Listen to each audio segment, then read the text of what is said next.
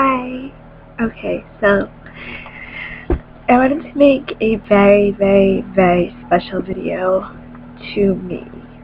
And it's very personal, and I don't usually talk about things like this or share stories like this from my personal life with everybody, but I want to share this with everyone.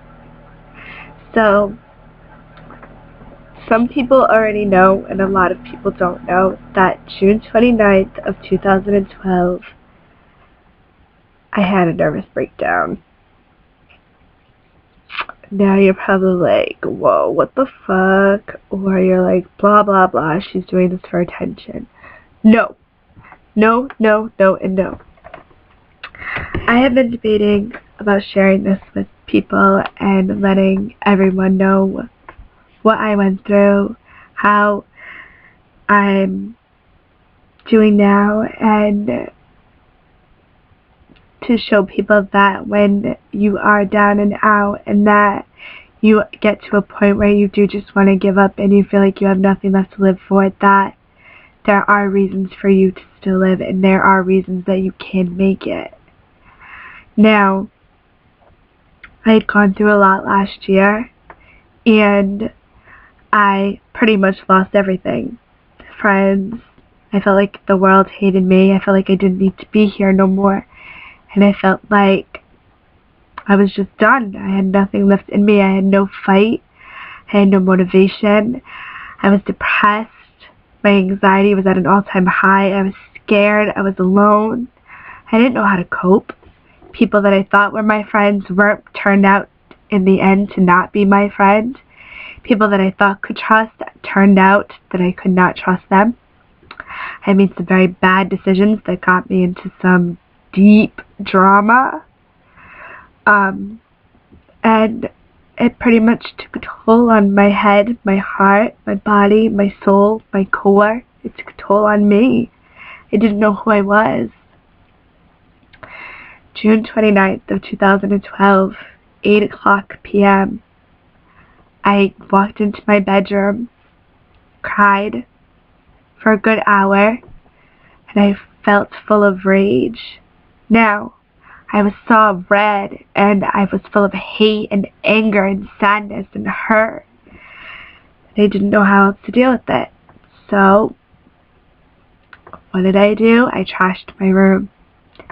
At some point or another, I blacked out. I don't remember getting bruises or blood on me. I don't remember how it happened. I just know that it happened, and I ended up in the hospital. I couldn't see my mom for 2 hours. They took my clothes, they took my shoes, they took my shoelaces out of my shoes, they took my phone. My arm was strapped to a board to get blood work so they could do drug testing and see if I had any pills or drugs or alcohol in my system. Anything from cocaine to pills to heroin to just alcohol. And I was going to be put in a back room, but then they put me in the first room that was right by the doors. And I had 3 male big ass security cops at my room, and I was right by the nurse's desk. And they do treat you differently, not gonna lie. They treat you like you are a crazy psychopath. And that's who I felt I was at the time. I didn't know who I was. I didn't know where I was going. I didn't want to be here no more. And I wanted to just give up. I didn't cry for days. Like, when I would cry, it would be like, just cry. It would be just normal. It wasn't like a full-on effective bawling, crying, screaming, letting all of my feelings out. It would just be like a 20-minute cry, or just, I would just be sad. And so, when I had to go to the bathroom, I had to ask. I had to be escorted to the bathroom, and I had to have the door open while I pee while there was a security guard standing there. And then when I got a drink from the bubbler, I had to have someone next to me. and then I was walked back to my room, to my bed. And this went on. I was in the hospital for about 8 or 9 hours. And the only reason why they let me go home was because I had doctors the next day, and I got to see my therapist and talk about everything and find out what was going on with me. That was the first step. So they sent me home. I started to reevaluate my life, reevaluate myself, reevaluate decisions I was making, figure out who I was. Because at this point I didn't know who I was. And so from that point, I made a lot of hard decisions. Cut people out of my life that were in my life for so long. Get rid of the cancer and get rid of the hurt and the depression and get rid of the anxiety and focus on me. Make me believe that I was the only person walking this earth. Make me believe that I could do things on my own, that I didn't need to depend on other people for my happiness, for my emotions, for me to feel like I was cared for or wanted. I needed to love me. I didn't know who I was. I didn't know how to love me. So, over the past year, I did a lot of evaluating and seeing different doctors and getting different medicines and going through withdrawals of Xanax for my anxiety and things like that. It wasn't easy, and I'm not going to sit here and lie to you and tell you, oh, it was easy to get over it. No, there were so many other things that kept happening while I was trying to fix myself that I couldn't properly fix me. Now, I became friendless at one point. I became very alone. I started getting depressed. And then I learned, if you can't depend on you, who can you depend on? Nobody. So I stopped and I said, I'm done with you, I'm done with you, and I'm done with you, and you, and you, and you, and everybody else. I can't do this no more. You people are miserable and you're making me miserable. And I can't do this no more. I'm better than this, and I need to stop just keeping people around because I don't want to be alone.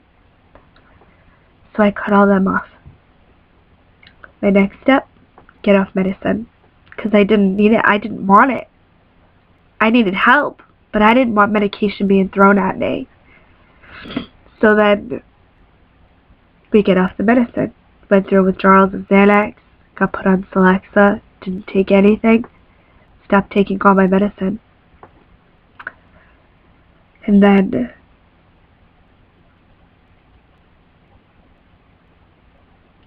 I started dealing with me. I became vulnerable. I was scared. I was nervous. I was guarded for so long that I didn't know how to be vulnerable. I didn't know how to open up. I was scared. I didn't want somebody to take advantage of me. I didn't want to be hurt again. I was hurt too many times. A lot of heartbreak, a lot of sadness and distraught, and dealing with depression and anxiety and PTSD. It's a lot to handle.